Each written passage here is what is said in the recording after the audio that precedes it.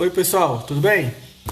Então, dando sequência à nossa matéria, fechamos aí o capítulo anterior com a Revolução Francesa. Na verdade, o capítulo anterior vai falar sobre a questão das independências, as rebeliões na América Ibérica. Porém, para a gente não perder o raciocínio, eu vou pular o capítulo 3, certo? Esses exercícios nós fizemos.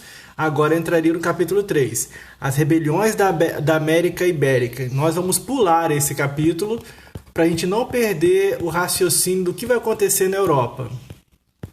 Joia? Europa seguindo a Revolução Francesa. A Revolução Francesa que vai começar em 1789 e vai até 1799, com a última fase terminando chamada Diretório, onde Napoleão Bonaparte dá o golpe do 18 Brumário e põe fim à Revolução Francesa e começa agora o seu Império Napoleônico, certo?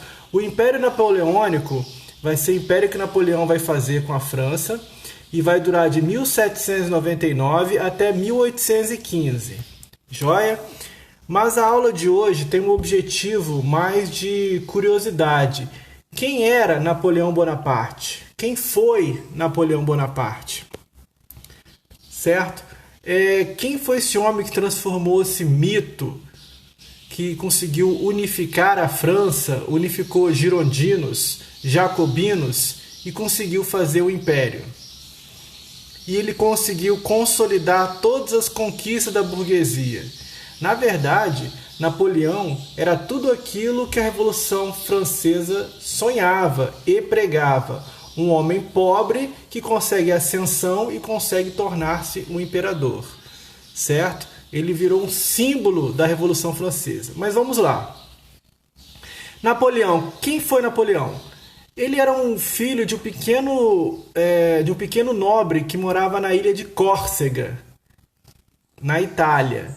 Porém, nesse período, a ilha de Córcega pertencia à França, foi comprada pela França. Então, ele era, de certa forma, era francês. O pai dele era um pequeno nobre, não era um nobre muito rico. Então, esse nobre contrai muitas dívidas, o pai dele, e com isso ele perde o status de nobreza. E Napoleão acabou virando um João Ninguém, um Zé Ninguém, certo? Porém, o pai de Napoleão, ele tinha ainda muitos contatos, né, com os franceses. Mesmo não sendo mais um nobre, ele tem muitos amigos na França e consegue uma forma de colocar seu filho na escola militar. Então, Napoleão Bonaparte, através de conchavos lá, consegue entrar na escola militar francesa. E depois ele vai crescendo lá, torna-se oficial, né, porque ser oficial francês é coisa de nobre. Ele estudou nessa escola militar sem um grande destaque. Ele não foi um excelente aluno. Tem um exemplo que da turma dele, de 52 alunos, ele se formou o número 47. Então não era um dos melhores e nem um dos piores, mas está próximo a ruim. Mas como que ele era? Gente, o Napoleão, ele tinha um sotaque arrastado, meio puxado para o francês, era baixinho, tetudo, sofria bullying, era muito sacaneado pelos seus amigos.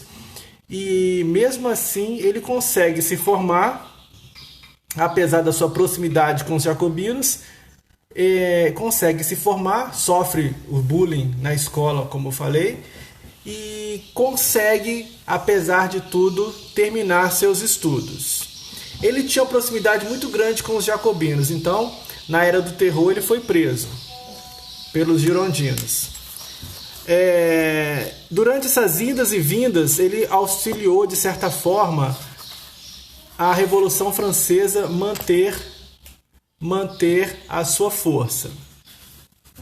A oportunidade de crescimento e a oportunidade de ascensão ocorreu quando houve uma invasão inglesa em Toulon, na França, nos anos finais da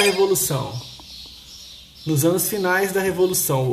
Ocorreu uma oportunidade, ele se destacou nessa operação, ele lidera a tropa contra os ingleses e se destaca e cresce no exército francês. Então ele começou a ter um pouco de visão, começaram a ter notoriedade, começou a aparecer. Nessa época ele se destaca, aos 25 anos ele torna-se general do exército francês e começa a construir aquela imagem de mito, o homem da França, o homem que conseguiu expulsar os ingleses. Então ele consegue bastante ascensão nesse período. Inclusive, ele cria um jornal para difundir a sua imagem, quase como Getúlio fez com o DIP, o Departamento de Imprensa e Propaganda. Napoleão cria um jornal, começa a difundir o seu nome e é adorado pelo exército e respeitado pelos seus inimigos. Tinha uma lenda muito antiga que falava que os ingleses tinham pavor de Napoleão Bonaparte, porque Napoleão Bonaparte ele representava a burguesia francesa.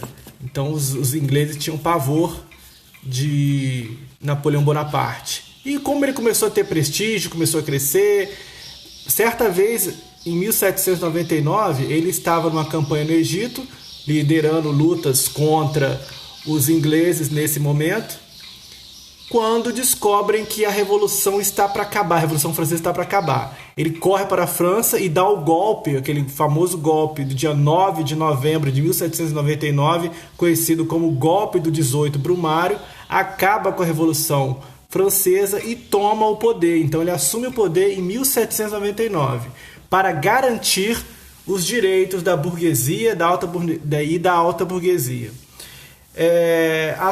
O seu reinado, vamos falar assim, é dividido em 3 fases. Vamos falar uma por uma. Para o vídeo não ficar muito grande, vamos parar aqui com essa introdução de quem foi Napoleão Bonaparte.